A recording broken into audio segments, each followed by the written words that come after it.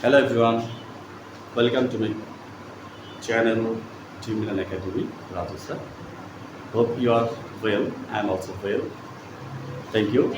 আমি আজকে যে বিষয়টা তোমাদের সাথে আলোচনা করবো সেটা হচ্ছে কেচ। কেচ, এই কেচটা হচ্ছে আমরা কেচে যদি বাংলা বোঝাতে কেচ হচ্ছে কারক, হ্যাঁ। তো কেচ আমাদের একটা কেচ জানা দরকার আছে, কেচ জানার প্রয়োজনীয়তা আমি নেক্সট ক্লাসে তো এই ব্যাপারে তোমাদের সাথে ডিটেলস কথা বলবো। কিন্তু আমি যদি আজকে শুধুমাত্র পরিচয় করে দিই যে কেচ, আমাদের কেচ কয় ধরনের আছে, কয় প্রকার। কেচ হচ্ছে আমাদের সাধারণত তিন প্রকার, হ্যাঁ। তিনটা হচ্ছে নমিনেটিভ, অবজেক্টিভ এবং পসেসিভ। এইটার আমি যখন তোমাদেরকে সেন্টেন্সগুলো একটু দেখাই দেবো, তাহলে বুঝতে হবে যে আমরা আসলে যে সাবজেক্ট অবজেক্টের কথা বলছি সেগুলোই কেস, হ্যাঁ। এগুলোই বিষয়টা একটু দেখি। তাহলে হচ্ছে নমিনেটিভ কেস, এটা হচ্ছে আমাদের সাবজেক্টিভ, তার মানে আমাদের কর্তা বা সাবজেক্টিভ ব্যাপার এখানে আছে। আর অবজেক্টিভ তো বুঝতেই, অবজেক্ট। পসেসিভ আমাদের দেখো কিছু কিছু নাউনের সাথে আমাদের সম্পর্ক আছে, হ্যাঁ। একটা নাউনের সাথে আরেকটা নাউনের সম্পর্ক তৈরি করার জন্য আমরা পসেসিভ ব্যবহার করি।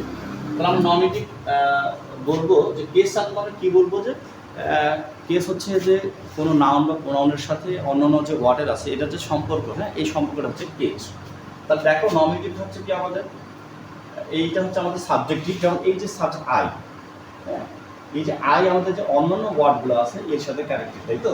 আই রিড আ বুক, দেখা যাচ্ছে যে এই যে আই আমাদের এই ওয়ার্ডগুলোর সাথে সে সম্পর্ক হয়ে আছে হিসেবে সম্পর্কিত আছে, নমিনেটিভ মানে সাবজেক্ট হিসেবে সম্পর্ক হয়ে আছে, হ্যাঁ। এই কারণ এই আই ছাড়া আমরা কখনো সেন্টেন্সটাকে রেডি করতে পারবো না। আচ্ছা, অবজেক্টিভটা একই অবস্থা দেখি আমরা।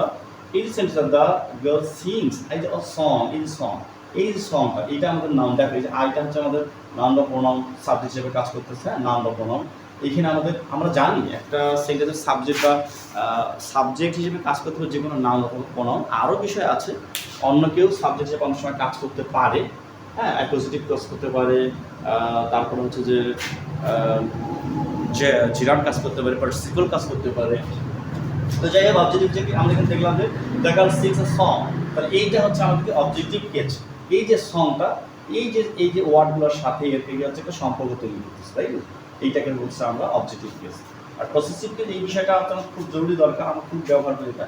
পসেসিভ কেস হচ্ছে একটা পসেশন মানে সম্পর্ক তৈরি করতে হবে। দেখো এই যে হি, এই হিটা কি হচ্ছে, হি ইজ রহিমস ব্রাদার। এই যে রহিমস, এই হিটা কার ব্রাদার, এই যে রহিমস ব্রাদার। এই যে দেখো সাধারণত কোনো নাউনের পর যখন আমরা অ্যাপোস্ট্রফি ইউজ করি, অ্যাপোস্ট্রফি এস দিই, আমরা যে কোনো নাউনের পর যদি অ্যাপোস্ট্রফি এস দিই, তাহলে সেটাকে আমরা কি বলবো, পসেসিভ কেস। এইটা হচ্ছে যে হি ইজ রহিমস ব্রাদার, এই যে রহিমস ব্রাদার, এই যে রহিমস এর পরে অ্যাপোস্ট্রফি দিছি আমরা, অ্যাপোস্ট্রফি এস দিছি, এইটা হচ্ছে আমাদের পসেসিভ, পসেশন বোঝাচ্ছে। তাহলে আমরা কেস তিন প্রকার জানলাম, নমিনেটিভ কেস, অবজেক্টিভ কেস এবং পসেসিভ কেস, ঠিক আছে।